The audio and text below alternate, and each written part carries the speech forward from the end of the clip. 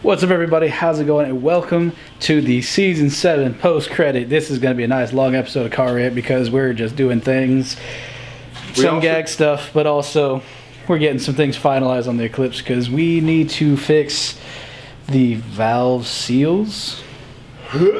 Something like that. Yes. It's been fumigating all of Loudoun County, and it's a problem because it means we can't pass safety. So we've just been mobbed around in this car semi-illegally because it's not fully safe yet.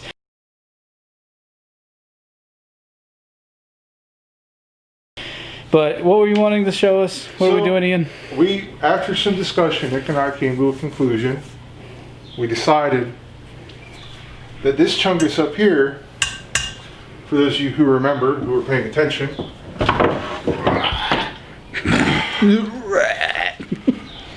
is going to go in there. The Eclipse is in the garage. No, it's definitely not going in the car. That thing would blow up this car so fast, it's not even funny. If you haven't been paying attention though, like he was saying, we've had this car up and running now for the past, what, 5-6 days? It fogs out everywhere it goes. And when I say fogs out, I mean like straight up just cloud coming out the back. It's bluish, so we know it's not coolant. It's oil. It's definitely oil. It's not head gasket. And it's not head gasket. It's not chalky milk. Yep. And it does burn some oil, some chug, because let's be real, these valve seals are very old. I have the new ones in the back of the car. We're going to go get them out of the back. But it's just, it's an old 20-some-odd-year-old car, 22-year-old car. It's going to have some problems. The motor shaft.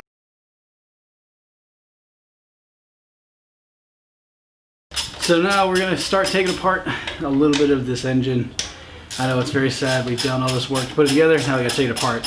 We are removing the distributor pack. We've already unplugged a few of the different lines that are connected to our intake manifold and intake assembly.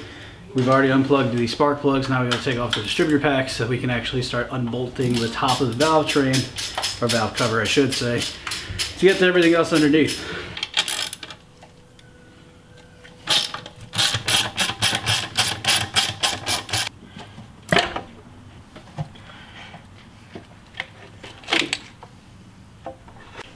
That is a really, hold on, let's go in the light real quick. That is relatively really clean. Remember I said it's normal for it to kind of get that brownish feeling going on, a lot of that's oil. Those are also very fresh gaskets. All in all, these actually look healthy. Wow, Evo, is that you? Yeah, very healthy. I mean, there's definitely some wearing on the cams, but like nothing crazy. The springs all look good. In fact, the springs actually look upgraded. I know it sounds wild, but... And yes, it very much does look like an Evo head train. That is nuts. Here's the thing about this here car. Oh, Dad's coming to say hello. What's up? What's up? How's it going? It's going. What do you think? Call me G. Oh God, here we go. What y'all doing? It's probably a stock set of cams, but we're going to look into it a little bit further, see what's up, because again, eventually the plan is to get 272 Kelford profile Brian Crowder cams. So, for those of you who want to know, I completely not in the picture. So. I know. So, for those of you who want to know, I looked up, they have the stock specs on, DSM tuners. The duration for the stock cams is 219 and 221. Duration at 0.50 is 166 to 172, and the gross lift at 1.75 is 273 to 323. Point meaning, it's pretty aggressive cams and I like it. That's why it feels really good to just have it pull on the highway. So I just got out from under the car. We were checking in the rear to see what was going on with the back end of the car because there's no sway bar. We like to have one to help with stability and control as we're driving at higher speeds and cornering at higher speeds and all that. So we went under there. The actual subframe has the spots drilled for a sway bar. They're threaded, they need to be thread chased, but they're threaded. And for whatever reason, the arms don't have the slots for that. RSs did not have the lower control arms to have sway bars, so we are going to actually go get some GST sway bars so we can actually, not sway bars, GST lower control arms, so we can actually bolt that up. Ian's under the car looking at the oil. How bad is it? Smell. Oh God. Oh yeah, that smells like my Civic did. Very much full of fuel. How bad is the color? Is it black? Mm-hmm. Yeah, that's what I thought. And we haven't even put 500 miles yet on it. So here's the thing. Yeah. It's still clear. But it's got a lot of sediment in it. When it was still draining, I could kind of see through it. But because of the particulate that was in that, I'm guessing carbon and whatever else was in the engine. Yeah. It was very dark. Goodness. Like, So that means that the substrate has separated from the oil. it's straight up thin. Ooh, that's not good. Like I mean, it's good in the sense that stuff's coming out and this block is getting cleaned out. It is, in fact, a high mileage motor, but if it's not clean coming out, makes us worried about what's going on the inside there. Alright, so next day we did some consulting, called around. Our friend Josh is going to come back and help us get this finalized because we have to take off everything. Pretty much anything to do with the cams and the timing system has to come off of the car in order for us to actually get underneath and start pulling the cams out so we can even start to do the actual job, which is the valve stem seals. This is a job that I just was not ready to do. It's sad because we just got the car running. We just got it plates and insurance and all this stuff, and we're already having to take it apart so we can even try to pass a safety inspection. It's ridiculous. It is what it is, but that is what's causing the smoking issue. So now, while we're waiting for everybody else to get here to help us get started, I'm just gonna try and see if I can unloosen and unbolt some of the things that I can without everybody here. So it's just me in the car, a little bit of bonding time with it, and just see where we can get with these two hands.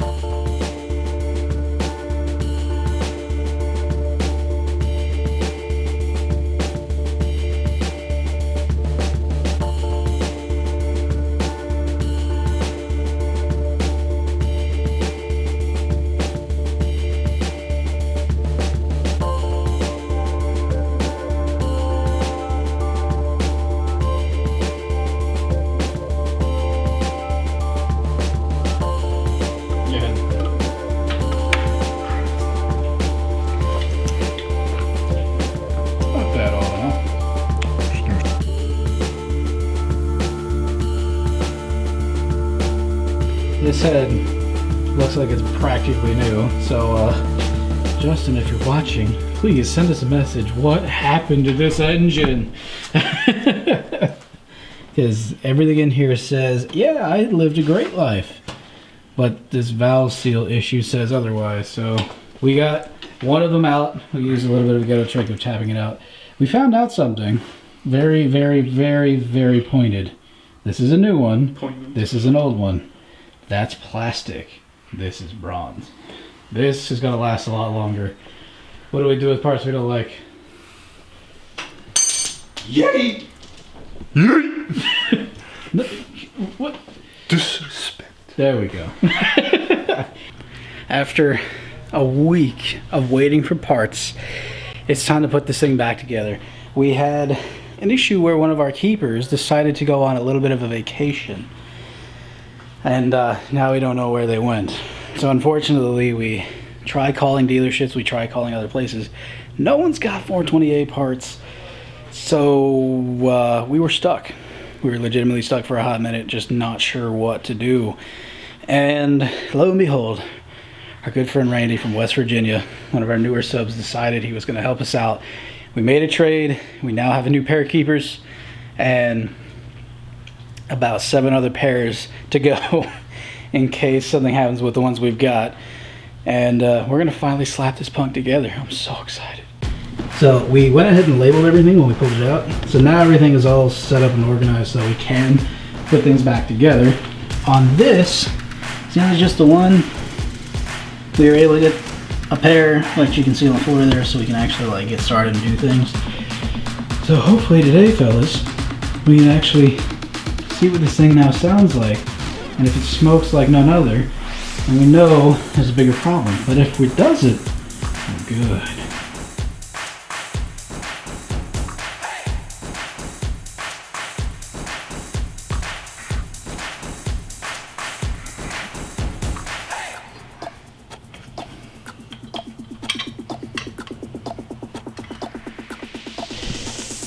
Everything's buttoned back together. It's time to check the timing, make sure that we're good. We're going to listen for compression. We're going to listen for ticks. Are you ready? I am ready. Let's do it. By the way, children, when you do this, Well, let's just say never buy a 428. Don't I wouldn't say never. Because you would say the same thing about a 240. The KDs are so much easier. See, that's what I thought about. They really are. It's a little bit late, but after hours of work, Ian and I have this thing done. Finally. We hope. We hope. We haven't started it yet. We're getting the intake put on so we can actually try to start it, get things rolling in here, and if it works, we're in business. This is the part of the story where normally we'd say everything went well and we were able to get the car running and drive it out that night. But instead, we faced a sad truth, and that is we had mistimed it. The cams had false markers on them from someone else in the past trying to do this job, and we unfortunately followed them. Instead of following our instinct to check the manual, we followed this, and that led us to mistiming it. So we left the car for the night, came back the next morning, and started up all over again. Well, it's the next day. We had the timing on the cams completely wrong, and it was causing back pressuring back through the intake. So now, while Ian's getting ready to roll, I'm gonna go ahead and get started, take this back apart. We'll catch up with you guys once we get the cam gears set back in position and go to start it again.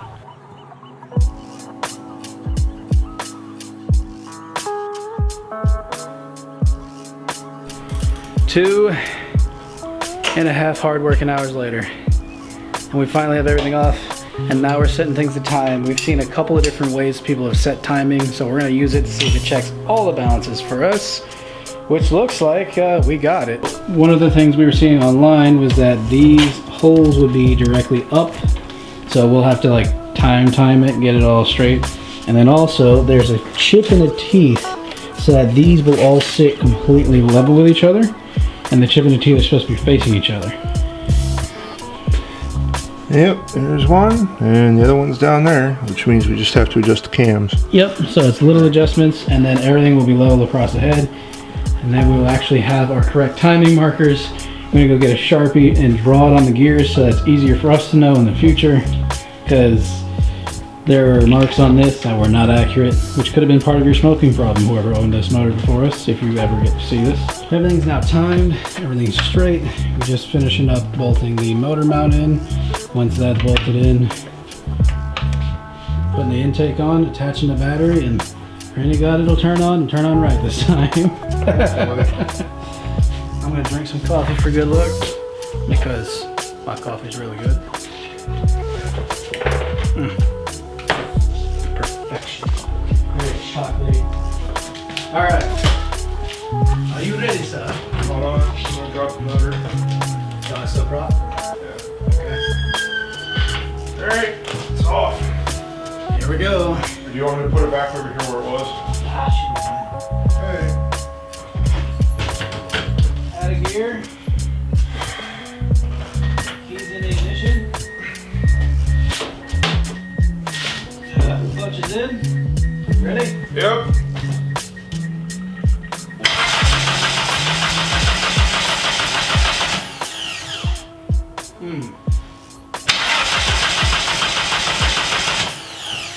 Well, we know the timing's right, because it's not popping or clicking. Hold on. You forget something. Oh, there's a vacuum line here. It's not. It would be a vacuum. Possibly. Ready? Yep.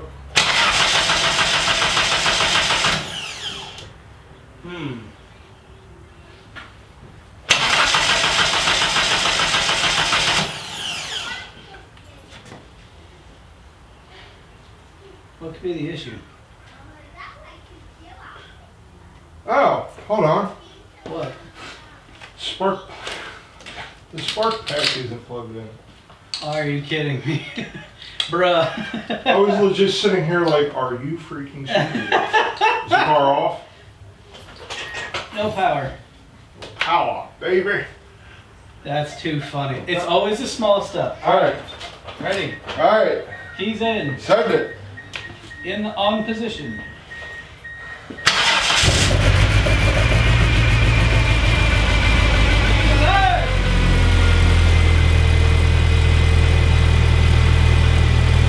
My timing top is perfect this time. So, car starts. Car runs. Open differential. I'm sorry, people. That like freaked me out. I saw the wheel rotating. I'm like, Trust me, it's gonna do that. My Evo does that. It'll be out of gear, and if it's completely off the ground, you start it, all the wheels will turn on their own. It's completely normal. see, that's the weird thing, because in a rear-wheel drive car, it's not supposed to do that. Ever. Well, you also have a slightly different system. Point is, she runs. She gassed, which is expected because the things need the seat. So we're gonna turn on it again. We're gonna let it idle for a little while. Because again, oil hasn't gone to some of the things that we've taken off. Do we want to get your dad, do we want to put the wheel on? Get your dad to back the car up a little more, and then we can roll it out the garage so that at least the back end's out the garage. That's not a bad idea. That's not a bad idea. I'm gonna call the Padre and we'll try it again. Car has been started. We've let it idle for probably what, 2 minutes now? We've wrapped it a little bit, but not much. Yeah. Oh, it's definitely at heat now. Now it's got that rumble to it. All right, go hit the thing. Let's see what it does. See what the behavior is.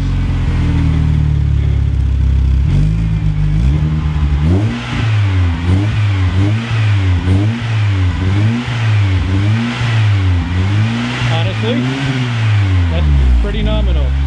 I mean, it's a straight pipe car, so it's going to blow some smoke, but that's not billowing. It's not terrible. Yeah. It's tolerable. I mean, yeah, you don't want to breathe that in exactly, but we did it. She's alive. Valve seal. Say what? Valve seals. Yeah. You know what I think it was? I think it was the main one that spun and the one that had the tear in the stuff. Yeah. I want to say it was those two specifically. Now we have Velcro. Now we got Felpro. We got the get-go. All right, let's clean up this garage, put the hood back on, and make this thing get out the way so we can drive it. I bet. All right. So after over a week of working on this car and doing some fine tunings after the first initial drive and everything else, we pretty much got the car set. It's behaving well, it drives well, desperately needs an alignment. I think the next thing we're going to do will be in season 8, and that's when we finally go ahead and upgrade the sway bars and everything else. But I mean, like, all in all, Ian, lean in because we can't hardly see you. There we go. Oh, hurrah! Thoughts? Fun to drive. Fun to drive. Needs some extra love. Yeah, we're not fully done. This is like phase 1. Oh, I know. But it's a good car. Good car. Definitely recommend those sway bars, coilovers. Yes, sways and coils, because stock these things are body roll galore. But the motor's healthy. Everything's running right now. I mean, we're idling here. It's got a little bit of a lope to it, not much. She's doing just fine. The motor's doing just fine. Chiro's enjoying it. Everything's going well. Just have, like I said, a bunch of fine-tuning things that are going to take place in season 8, and then we're going to get into some major upgrades with interior parts, wheels, tires, maybe even a new front bumper since the front's very cracked.